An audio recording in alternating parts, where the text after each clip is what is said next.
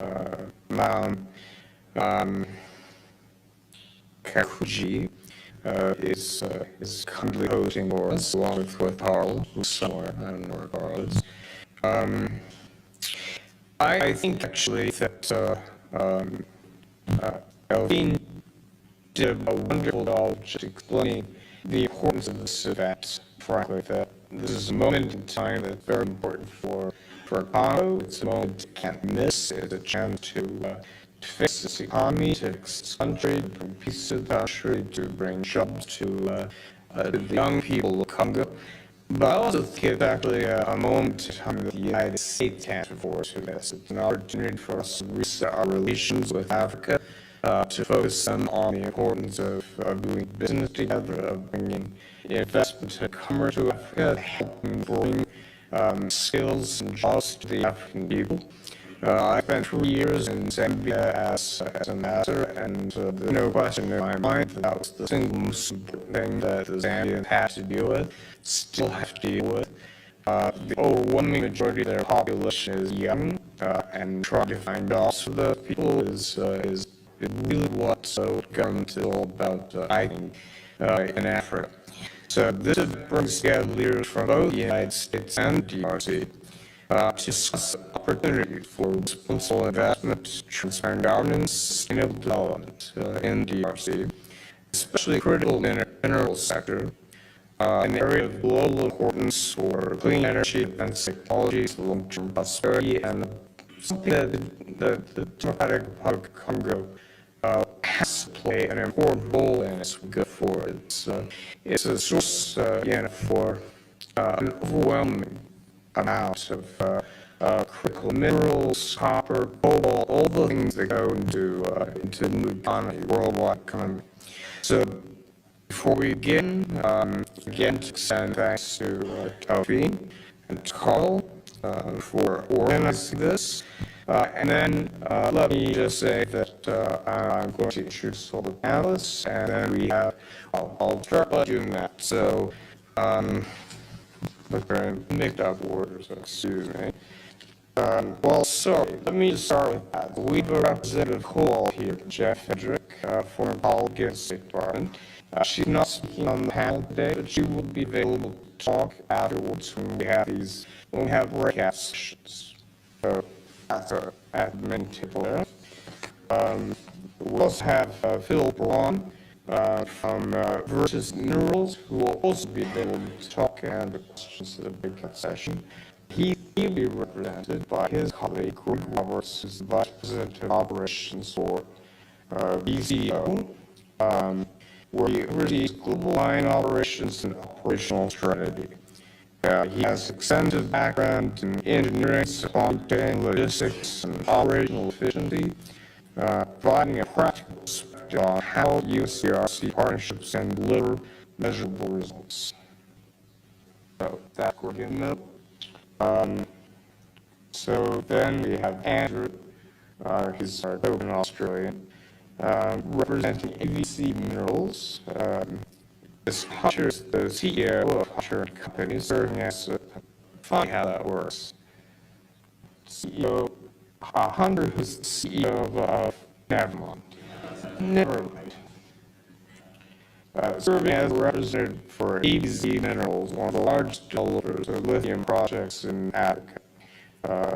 Andrew has deep expertise in project finance, trade, critical mineral strategy, and he brings unique insights into the opportunities and challenges for Congo and U.S.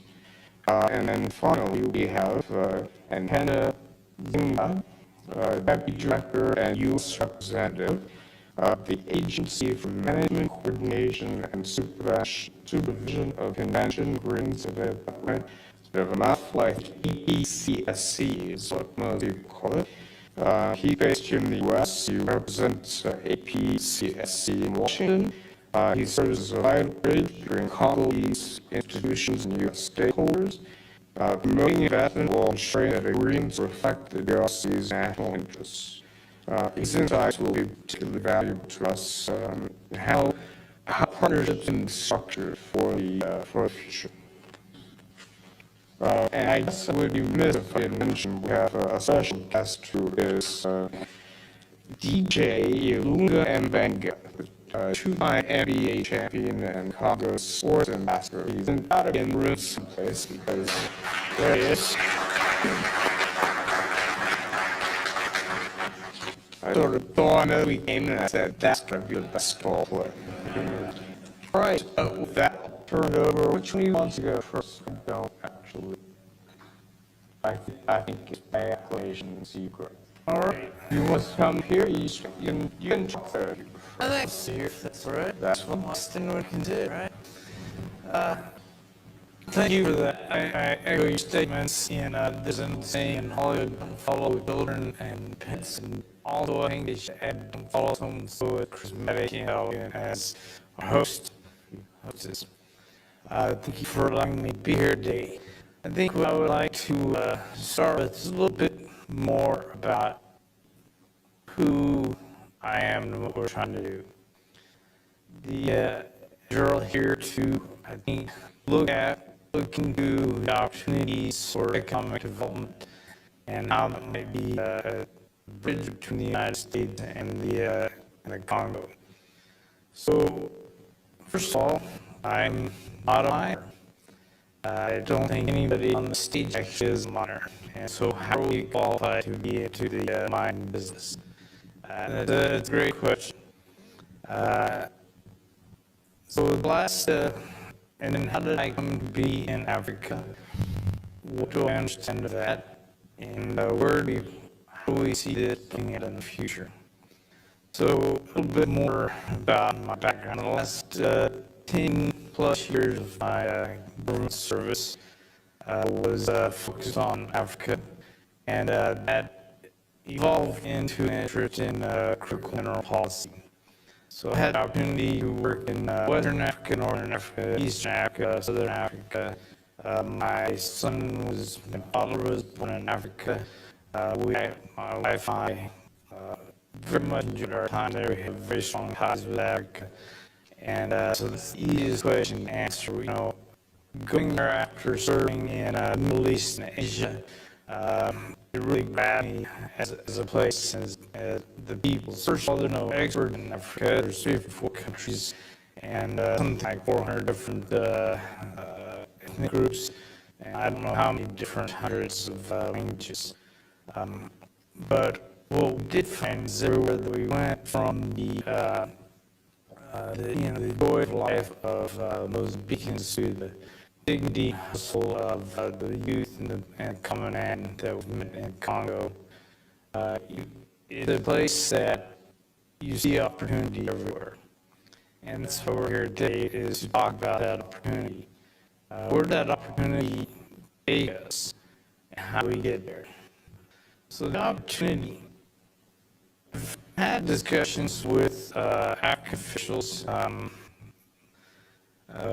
several times. They said what Africa needs is a Marshall Plan, and particularly DRC. And it's a strange thing for me to think about. If you look at the Marshall Plan when it was enacted after World War II, Europe was devastated. There was no economy.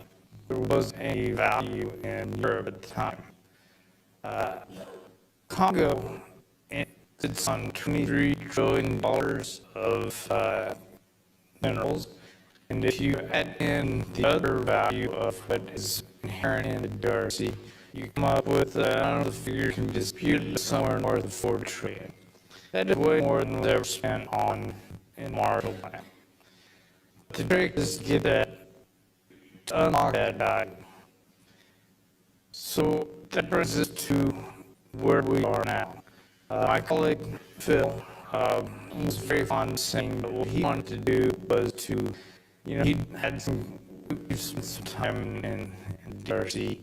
And what he wanted to do was to flip the script when you talk to the children in DRC, where you ask them what they want to be when they grow up, and they say they want to be a politician. We want to flip that to where they want to be businessmen, where the economic opportunities there, what's available, where they're prepared for it, and where they can move forward both as private citizens and as a democracy, also for a DRC. So what we have done is we have put together, again, saying not minor, but do they bring to this, is through my time in government, what I did was I put together various disparate agencies in the United States and focused them on particular tasks, align their interests, align their objectives, and move forward into attacking whatever difficult problem happened to be at hand at the time.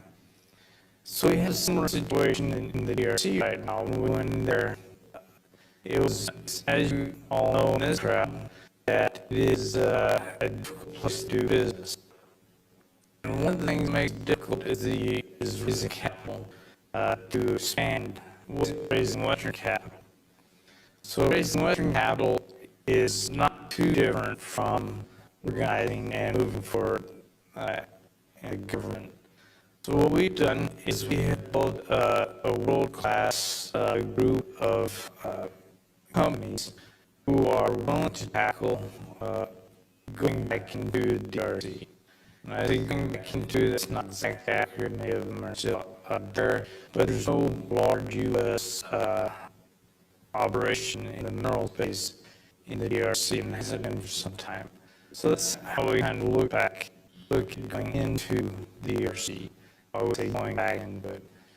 So we are prepared to invest heavily in the DRC alongside our partners, and then continue with that investment and establish a very large U.S. presence, Western presence in DRC. Why is that advantageous? Well, if you think of Saudi Arabia and its experience with oil, look at Aramco. Look at how the interests of the United States and Saudi Arabia have been joined to the hip for many decades, and don't think I have to recount the times where the Saudi and U.S. alliance, although there's noise from time to time, it has remained strong, very strong since the 1950s, and it was codified in treaties in the 1970s.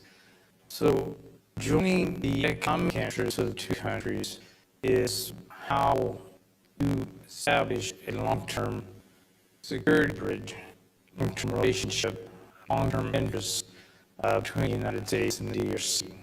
That is no longer part of my purview as a private citizen, but I do understand how this works, having seen that take place in country after country that I've been in through the 35 years I was in the government. So that is where we are trying to go with the DRC, with our operations in the DRC. And, I see several familiar faces in here, I see a lot of people that I have not met, and I look forward to speaking with you and hearing from you what's your vision and how you see this kind of project moving forward. Thank you. Thank you. Good.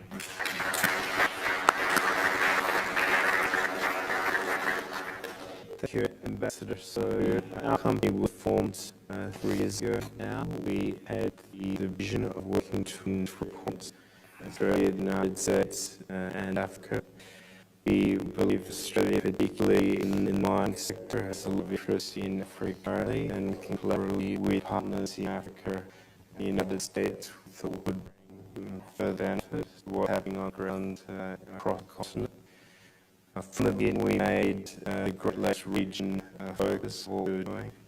I just looked yesterday for Burundi, for example, we spent last week on part to Australia clients, but DRC is a place that we have a particular interest in. We have clients, including AZ, that have been active there and looking takers, and we've got other clients that are looking to come in to DRC in projects that are not only in the mining sector. There's been some really interesting conversation, for example, about books and museum that started at Tarapi, which is the site of the Rockland Jungle. So there is an opportunity to work across sectors, we believe, in Bristol Valley and Bath, working hand in hand with partners in the Congo.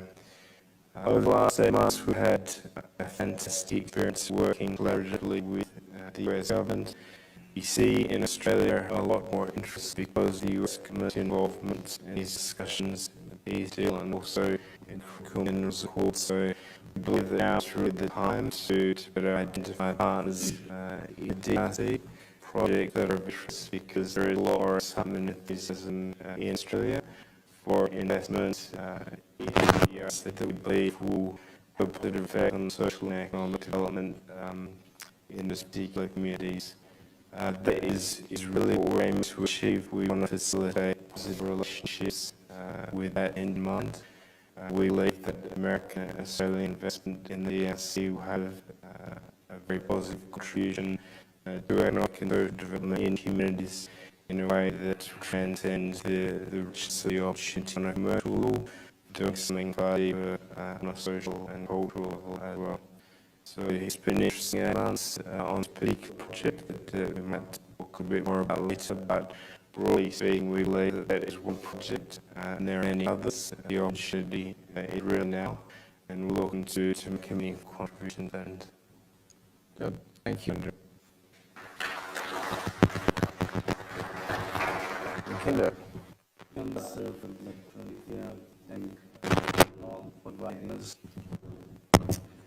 The APC is an agency that oversees collaborative agreement that partners sign with the government.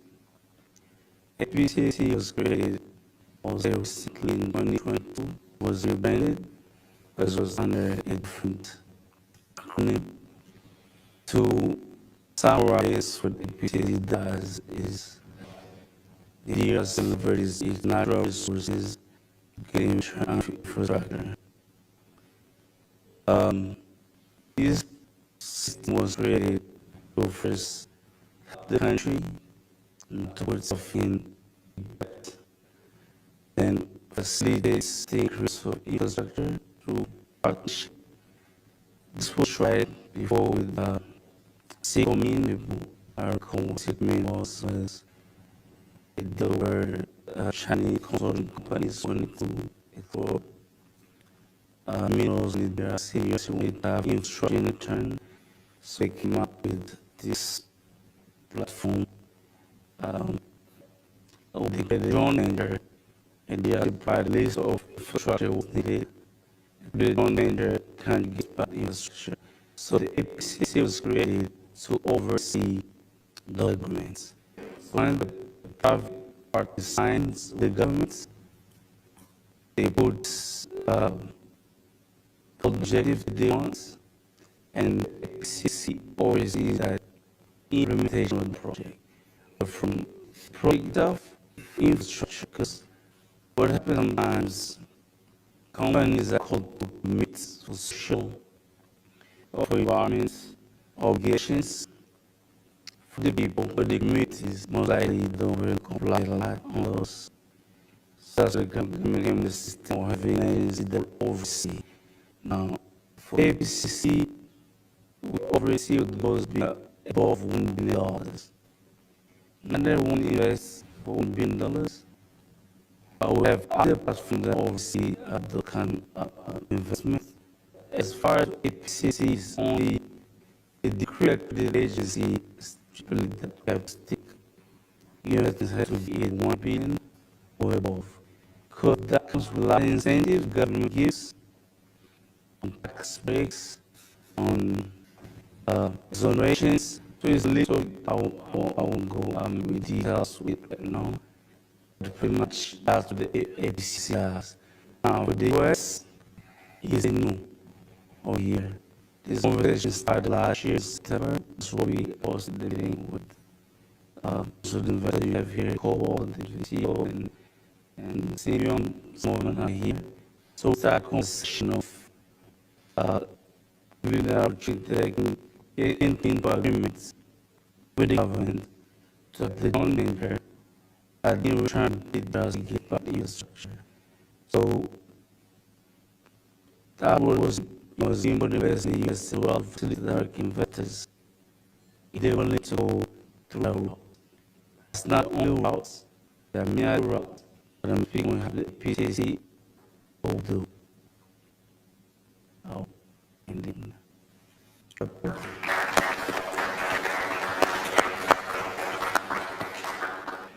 The way this is set up, I'll ask a few questions to each of our panelists, and then we're going to break out into smaller sessions so that where you all have opportunities to sort of ask questions of the panelists yourself. So I'll start with you, Kinda. So I understand that you play this sort of intermediary role and an important role between the government and potential investors. One of the questions that comes to mind is how you ensure fairness and transparency in these partnerships? What sort of barriers do you have? First, the government put in place free agency that oversees this climate democracy. Those instruments can be used. They oversee part of the agency, make sure that whatever each party committed to do, they comply with it. So yeah, ourselves is overseeing me. But if that platform is also created a mixed equation from government and investors to make sure whatever committed are doing it. Besides all the initiatives the government is putting in place to make sure that fairness what has become there. Because the fairness, not only on the government side, sometimes you have investors come, promise to say things, they don't do it. More likely, you've seen governments of the African countries that are not fulfilling because they're stealing, grabbing, understand corruption everywhere. But not only that, investors all sometimes don't get by corruption here with the ones. So, this agency is one of the agencies that was on. It is not only the main directors. Okay. Prime Minister of France, President, administrative that they overseas over overseeing agencies. Our particular one, make sure that everything that was created by the advisor in the government is respected. So the fairness was there. Because when as governments, they consider that things can fall apart from both sides, and they create team platform just to oversee what's being implemented. I think this brings fairness also. Thank you. Follow-up. What is your organization, was DRC, focused on trying to make Congo more attractive to American investors? Business climate is first thing, President is defining the business line, right? Because I've been with the business investment structure, being in the US for 7 years, been dealing with the investment for over 20 years. So seeing different forms organized a lot. In part of the question is, traditional investors always trying to say about in particular the DRC corruption. It's corruption.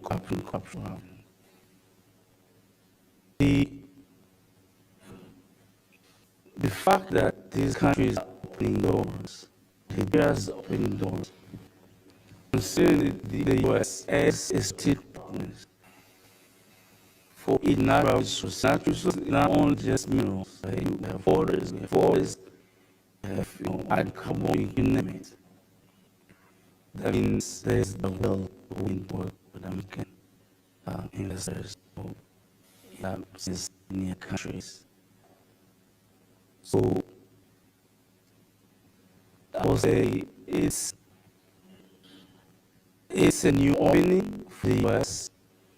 In the US, it's a new era. Just like Marcus says, we're starting a new chapter. To build the US in a win-win situation, where country wins and investor win, the all fairness. Thank you. Bragg, just building on something that Kinda just said. I thought my experience in Africa, one thing American companies actually really bring to Africa is they teach skills. They don't bring their own people into.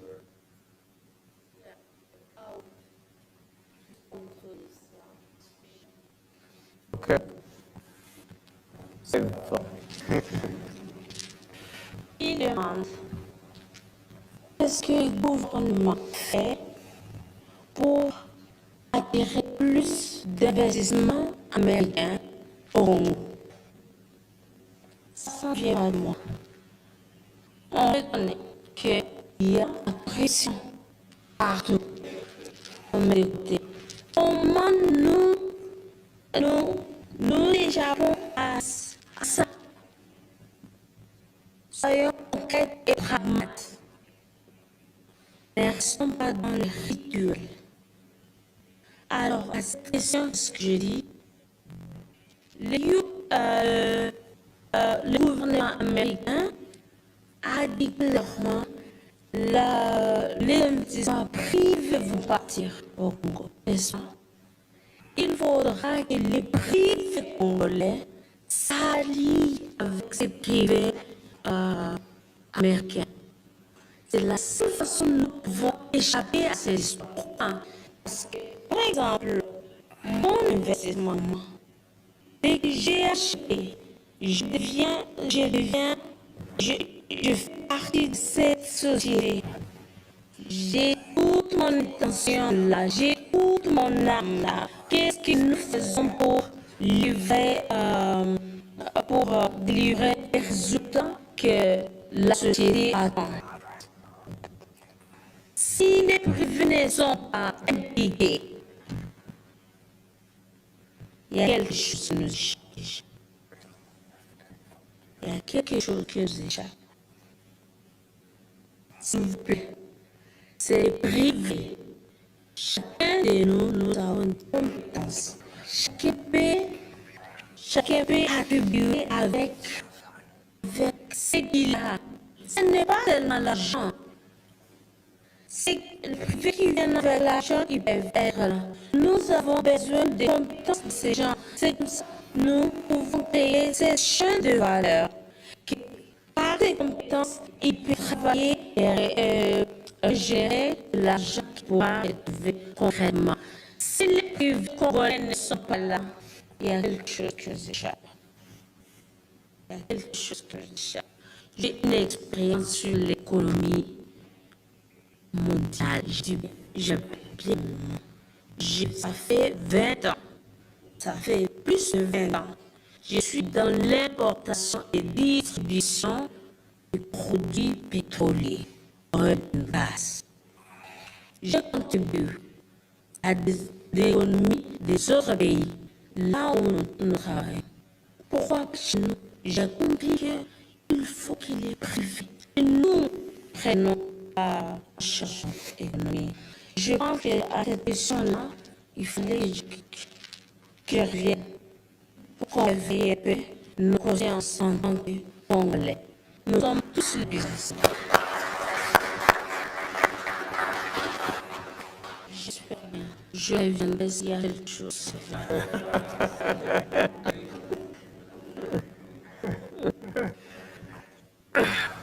Well, could agree with them more.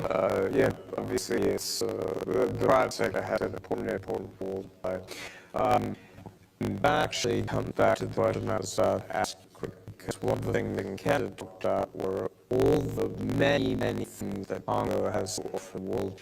One of the things you didn't mention is Congolese people, and I actually think that what American companies bring to the table that other countries' companies don't necessarily is the transfer of skill, is hiring locals to do jobs rather than bringing foreigners in to do it.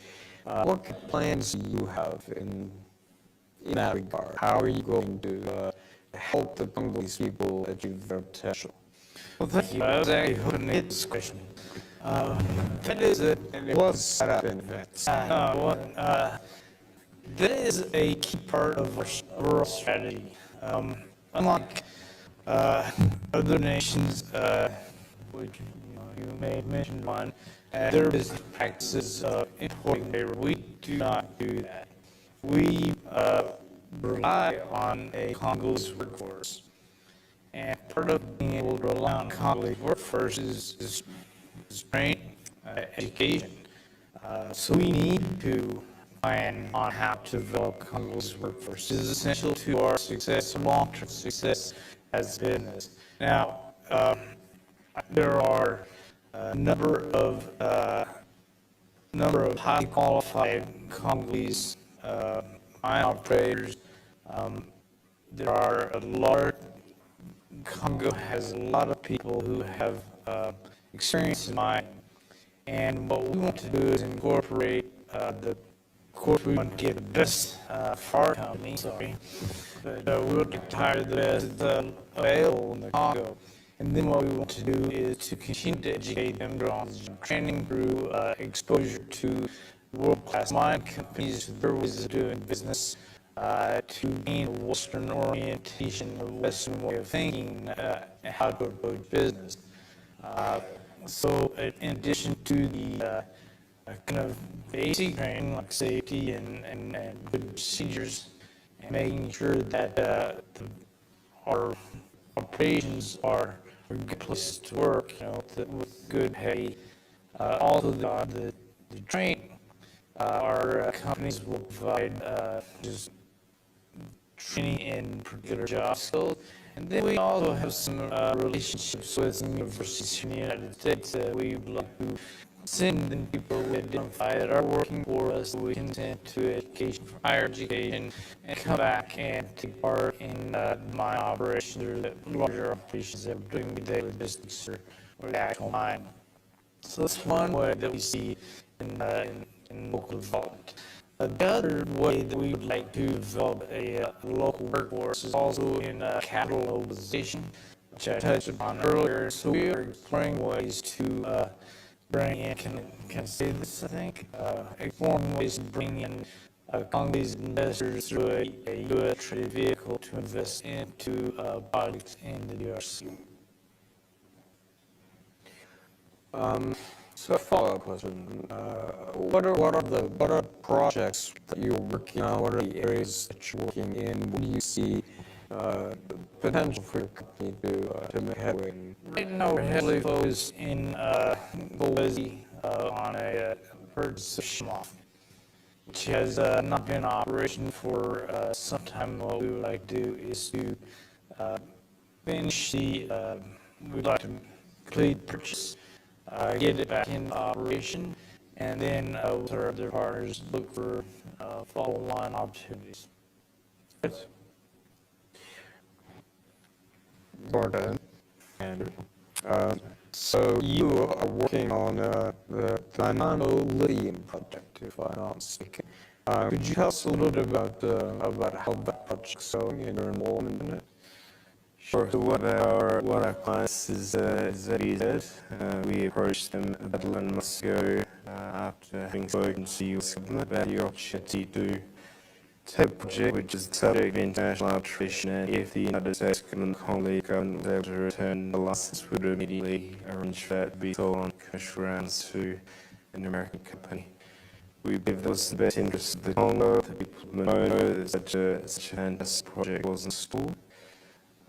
There's a lot of heavy lifting since then. I think over the last 8 months, a lot of progress has been made. The State Department has been instrumental, I think, in making possible certain circumstances whereby the convention worked. Unfortunately, the commercial negotiations between vise and Congo stalled somewhat. There was a positive momentum a couple of weeks ago in Perth before the negotiating was taken back up. We hope that this will be picked up again and so close to the announcement of the critical minerals accord, and no being, I think, one of the jewels in the crown of such a accord. We hope this momentum can be picked up again. So the all's been done over the last 8 months.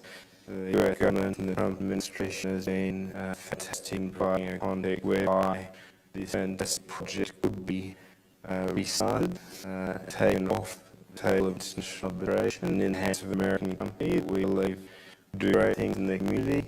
It is good, and what they've done in Zambia, I think, in terms of local employment and community development, has been particularly good. So we do hope that at some point the negotiations can continue. There is positive momentum.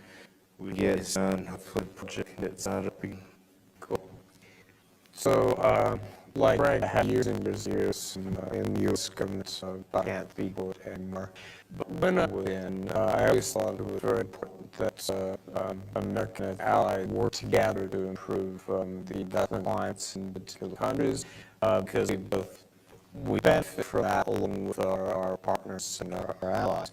So what impact has the new administration and its focus on commerce in Africa had on this community in Australia? Look, obviously we work very closely with the United States. Australia has a long historic friendship and alliance with the United States. We have seen with the executive orders and within the context of strength, peace, prosperity, renewed interest in global supply chains. We believe that Australia and the United States has a complementary relationship in this respect. Australian companies actually hold over $10.3 trillion of assets in Africa, largely around the mining sector, so we're complementary in terms of what we're trying to achieve. So for Australia, in looking at countries like DRC, takes strength from the fact that the American government is present, is active, and now mining companies are looking at new possibilities that are there and working together with the United States and with friends and partners. And again, that intermingling of private sector between the Congo, Australia, and the United States, we believe is an important one. So again, this is a fantastic moment to be involved in this space, and I think Australia and America have complementary skills to try to bring to the table. Okay, thank you very much. So the session kind of concludes this portion of today's events. So I'll just make some closing remarks just to reiterate what I said at the beginning, and so to sort of emphasize what our hosts has said. It's really a very important moment, not just for the United States, not just for Congo, but really for Africa. To get the United States more involved commercially, more involved in business in Africa. My experience was always that Africans want investment. They don't want assistance. They'll take assistance, of course, but they want investment. It also, the United States needs to be smart about how it helps, how it invests. I have a friend in Zambia who's saying that it might have been better if the United States had a PEPFAR for education instead of PEPFAR for HIV/AIDS.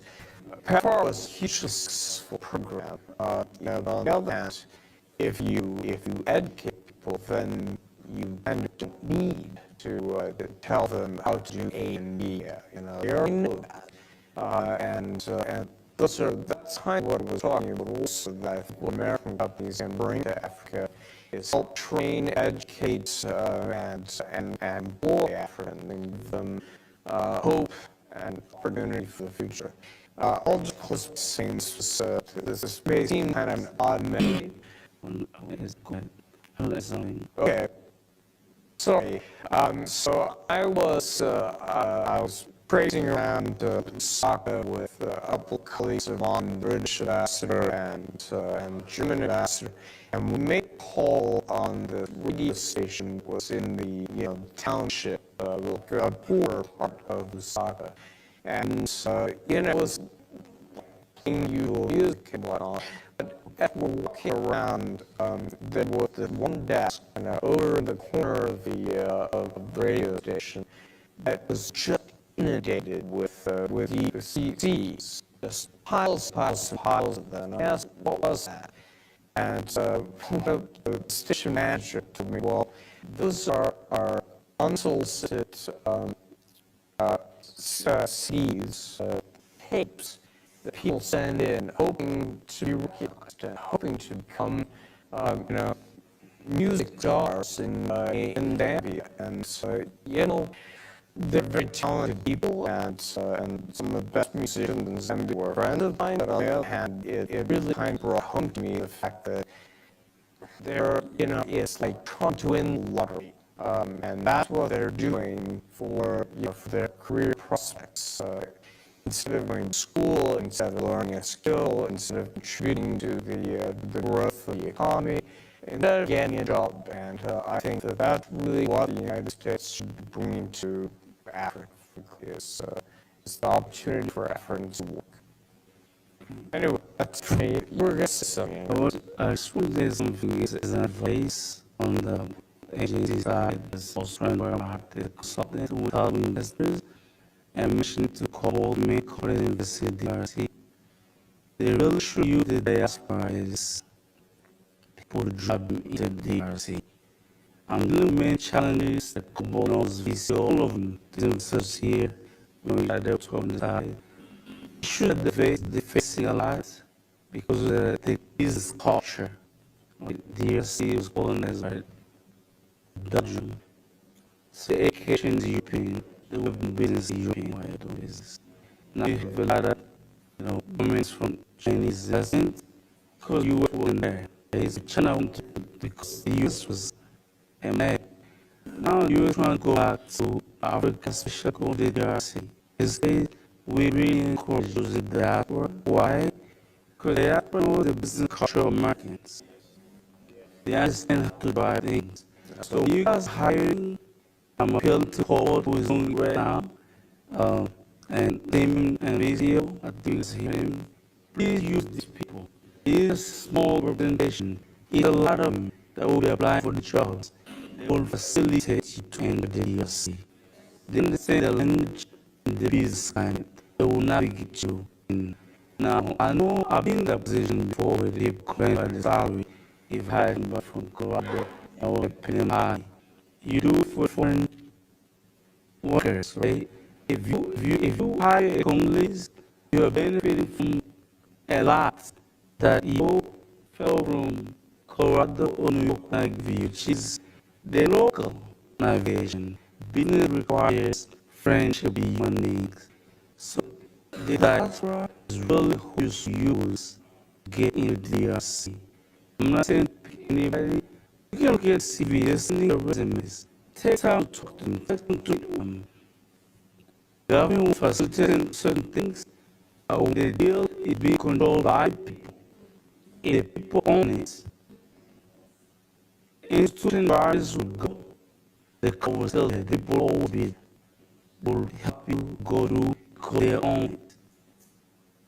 Transfer knowledge. There's one thing we're not getting other countries. We expect those are our own American, I believe. So I know what the US can do to the DRC. It's very needed travel knowledge. If you try and do that, though, as soon as you live, you will have the bombs, the old, maybe don't do good DRC.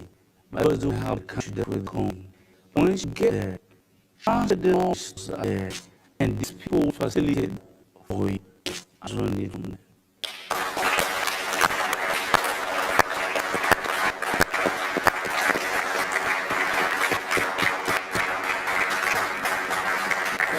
Fantastic advice, and I think it's perfect notes to finish on. I want to say for the record that I don't think I actually did mention that other country, Greg, at any point in my remarks, but I do think it's sort of there in the background, and there's a big difference between American investment model and some other investment models that are out there, and I think ours, plays perfectly in Africa at this point.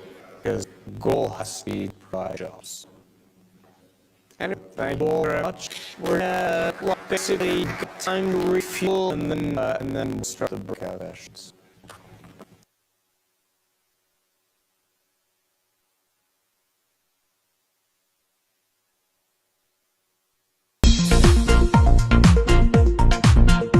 Bonjour, je suis Kim Pavita, journaliste de CSIA. Nous sommes l'équipe de la rédaction de Congo Synthèse IA.